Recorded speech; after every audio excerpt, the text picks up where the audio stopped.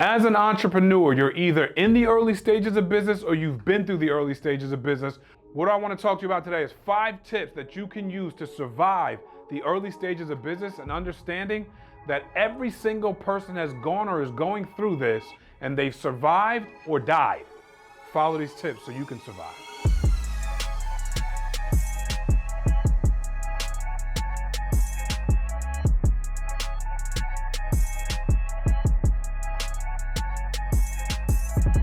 For our question mark series today, the question that came into me was, what are 5 tips to surviving the early stages of business? And so as I started to think about this, I love the early stages of business. I want to put that out there. I love the early stages of business because of the amount of hustle, the amount of scrappiness, the amount of innovation that comes out of you as an entrepreneur, that seeps out of your pores because you want to run and you want to outpace the things that are going to come and grab you and pull you back. So when we think about 5 tips to surviving the early stages of business, the number one thing you need to focus on is embracing failure as a tool. I mean, when we think about failure, a lot of times we think about it as a death sentence. We think about it as, the end of an era, the tombstone that says this time to this time. Failure is the beginning. Getting punched in the mouth is the beginning. And understanding, hey, without this failure, there is no success.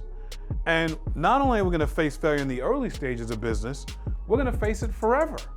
So coming to grips with failure as part of the process is vital, because if you put too much pressure on failure, you are condensing your brain. It's like having bricks on your head. It hurts, and you're just applying unnecessary pressure to places. Failure is a sensitive place. You're applying unnecessary pressure to failure, and it's not gonna allow you to win. And so when you come to grips with, hey, this is part of the process. What do I need to learn? What do I need to adapt to? How do I need to overcome? This is how it's going to work. All of a sudden you have a great relationship with failure, and now you have the ability to become successful. I think of Sarah Blakely, the founder and CEO of Spanx. She's a billionaire. She didn't start this way. She had a product, she had a vision. People couldn't see the vision. When she went from manufacturer to manufacturer to manufacturer, she got declined. That's failure. Unless you have a fortitude to keep going, unless you learn from it, unless you're taking the lessons that are given to you every time, because every single pitch, she's got new takeaways. So every single time she pitches, she's got new takeaways. You hear this on the show The Voice, right? The Voice, hey, you didn't sing well. Hey, next time you should come back, stay in this pocket, stay in this pocket. You hear it on Shark Tank. Funny enough, Sarah Blakely, so big, she actually ended up on Shark Tank as a shark. And so all the failure that she experienced trying to get Spanx off the ground, you hear it where the sharks go, hey man, come back. Because they know that this is just part of the process. And Sarah Blakely found that out, like all of the rest of us entrepreneurs found that out. And now she has a $1 billion brand, global brand, and she just embraced failure. The second thing you want to get a great relationship with is focus on building a strong network. This is important. Why? Because as you're going into business, as you're getting, clients, business partners, shareholders, staff, people that are working with you, outside vendors, you need to start building a network. Be active inside your community, and that can be your online community, because it doesn't have to just be the zip code in which you live or the county in which you live. It's your online community as well. Stay active in the community and build a strong network. Make connections. Find people that are doing what you're doing. Find people that are doing other things that you're doing. Ask questions. One of the greatest things that I've seen so far is the ability to, with this, everyone has a global presence, believe it or not. It's your TikTok page. It's your Instagram page. It's your X page. It's your LinkedIn page. You're interacting with the entire globe. And so there's people from all walks of life that have your story or have a version of your story, or you can recognize, you can be akin to. These people are sometimes your outside family. I know people, that's my favorite influencer. Okay, I'm in. Because at the end of the day, you can see yourself assimilating to their patterns, their track, where they're heading, where they're going, and that helps you. But ask them questions. It's only a matter of time that they or someone like them will respond to your DM, will reach out to you, will answer your question, and all of a sudden, now you're networking. But stay in the pocket of networking. This is another way to survive the early stages of business, because someone's gonna have a resource you need, and you're gonna have a resource someone needs. Be a giver to the community. Give to the community. Because the more you say, how can I help? How can I help? How can I help? You're now making connections. Hey, I was talking to a guy the other day who might be able to help you with this thing that you're dealing with. Boom. This one, hey, make sure you mention my name, right? And so you start to become this person of influence, this person of referral base that you're giving out these referrals. The business owners who are receiving the referrals love you, and the people who got the referral from you love you because it's quality. But if you think about LinkedIn, the CEO and founder of LinkedIn, Reid Hoffman, the guy was a genius. He used the platform to network and navigate his contacts in Silicon Valley, which allowed him to grow the garbage out of this network that we all know now as the professional network LinkedIn, which is becoming more than a professional network. It's a great way for people to connect in business and social settings. People have seminars, people have groups and group chats, things that you want to be a part of. You want to learn about AI? Go to LinkedIn. Like, there's all kinds of things you can do, and there's people that are in these AI chats. I went to an executive assistant chat the other day. I was in a ChatGPT chat the other day, and all these people, experts on ChatGPT. I saw something, they're all in there. You want to learn about, they're all going to start talking to you. You're going to read the post, the comments, and now you're networking, believe it or not.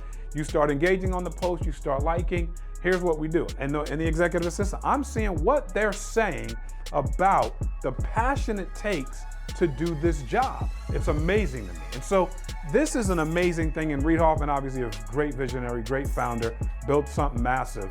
But these are the types of things that allow you and help you see the power of networking. Number 3, be resourceful with what you have. This is critical. A lot of times we're looking for resources we don't have. I kind of feel like that slows us down. I'm not saying we shouldn't be thinking into the future, but right now we're in business today. Right now, we need to be resourceful with what is in our hands. And there's plenty in our hands or we would not be in business. And so be resourceful with what you have. Learn how to squeeze the lemon until that thing is all the juices out of it. Learn how to be innovative. Learn how to be scrappy with what you have. There's so many different ways to be resourceful. When I think about the chain of In-N-Out Burger, first off, don't get it confused. That's probably, when I'm on the West Coast, I don't mess around. I find me an In-N-Out Burger. But Harry and Esther Snyder, the founders there, what they did was they had all these competitors. I mean, the burger business was kind of booming at that time. You had a lot of, competition, and they didn't have the resources necessary, so they found a niche. Part of being resourceful sometimes is finding a niche, finding a blue ocean, finding something that separates you completely from the competition. And so think about this, burgers greasy, not like, who cares how you made the burger? Like, I just want to eat, right? They go and they start doing it from the freshest ingredients, making a niche, making a blue ocean in the burger business, saying, hey, we're going to be fresher and more quality than everything else out there. And then they created a cult-like following. Think about it. If they opened an In-N-Out Burger on the East Coast right now, do you know how long it would take to get a burger? This happened with Chick-fil-A. So this happened. They stayed in the South for as long as they could. They brought it up to the Northeast, which is where I live. And it took 2 hours to get a chicken sandwich because the line was wrapped around the highway. I promise you, In-N-Out, and I don't know if you're listening to me, I promise you, if you bring something out here for us, just for us, we'd wrap the highway with a line. But these are the things, when you start thinking about being resourceful in business, understand this isn't a new term. This isn't like a true innovation thing. This is you digging deep and finding what it is that's going to separate you and allow you to propel your business or service forward. Number 4, maintain a relentless focus on your vision. It's amazing how many people take their eyes off the prize in the middle of the battle.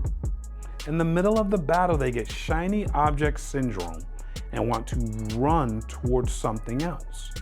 This is not easy to do, ladies and gentlemen, nor is it something that I advise. Stay the course. Relentless focus on your vision is going to allow you to see this thing through. I think of Musk. I mean, the guy is obviously, he's one of the greatest visionaries in the history of mankind, but I mean, look how big this guy is. And now with X, he's looking to take over media, but when you think about Tesla, and they were gonna go bankrupt in 2008, they were headed there. What did he do? He maintained a relentless focus on his vision. He poured in his own capital. He saw the vision of seeing electrical cars become a huge deal. By the way, in 2008, electrical cars were not a big deal. Matter of fact, that seemed like hoverboards then. Today, Elon Musk changed the entire car industry. Because if you are an automobile company, you have electrical cars and you are modifying your electrical cars. Some of the cars are better than Teslas because he's such an innovator. The competition had to raise, you know how it works. It's a copycat league. The competition had to raise their game, and now again, they'll come back and they'll come back, and the deal is this. When he could have shut it down, he doubled down, tripled down, quadrupled down. Tesla has a market cap of $660 billion today because he maintained a relentless focus on his vision. Ladies and gentlemen, this is a task that you can do. This is something that you must do because when it's all said and done, your business needs you to propel it and it needs you to continue to cast vision. Number 5, you got to be able to adapt and pivot when necessary. Listen, it's a pivot game. It's an adaptability game. Adapt or die. You know the rules. So if you're not adapting as it's moving, you are about to get run over, period. And it is moving, and it is moving fast. And so you need to be out in front of it. You need to know exactly what your clients are saying. You need to have a pulse on the business. You need to have a pulse on your staff, a pulse on management, a pulse on what's taking place with your product, your service. You need to have a pulse. I think back to Instagram, the story of Instagram. These guys basically started this app as, a check-in app called Bourbon. I mean, it's kind of like a check-in. Hey, I'm good after this tornado. Hey, I'm good after this hurricane. And what they saw was people wanted to mainly use it for photos. So if you remember the early stages of Instagram, the logo was basically like a camera. And so that was what it was. It became a place where people flocked to put photos. I mean, look what it is today. But at that time, the thing about adapt and pivot, Mark Zuckerberg obviously is an adapt and pivot master because he saw the trend, and when he saw the trend, he saw something that would be worth billions, and he bought it for $1 billion. I remember Gary Vee saying, when he saw Instagram close for $1 billion, the world shook. Because at that time, a billion with a B wasn't what it is today. You talk about billions and billions and billions. It wasn't like how it's so overused today. But at that time, the way Gary said it was the world shook. And Gary went on Twitter and said, Facebook stole Instagram for $1 billion. And people laughed at him. They adapted, they pivoted, they made a move.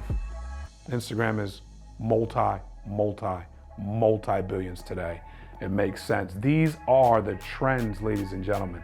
This is how you survive the early stages of business. Understand every founder, CEO, business that we mentioned today, and ones we haven't mentioned. Everybody has been in this position of the early stages where you're getting knocked around, where you're seeing things you've never saw before, where you're making moves you've never made before, and you're pivoting in ways you never thought you would. But the ones that survive, move. They follow these 5 steps. You can too. Hope this brought you value. God bless. Listen, I don't know who I'm trying to reach today. I don't know if there's one person out there that's hearing what I'm saying, that's going through what I'm going through. My goal every time I speak is to reach one. Just reach one. I don't know who that is today. If it's you, could you subscribe to the channel? because at the end of the day, these 5 tips will help you survive business if we become more of a voice in the entrepreneurial community. Also, if this is helping you, comment, because as an entrepreneurial community, we believe in entrepreneurship, we believe in innovation, we believe in each other, and sometimes all we got is us. So if we could, create the comment section to be of encouragement, and maybe you've been through some of these steps, or maybe you've misstepped and you've learned from some of this, can you help us? Can you leave a comment and help the community so we can all kind of converse and talk about what we can do together to be stronger? God bless.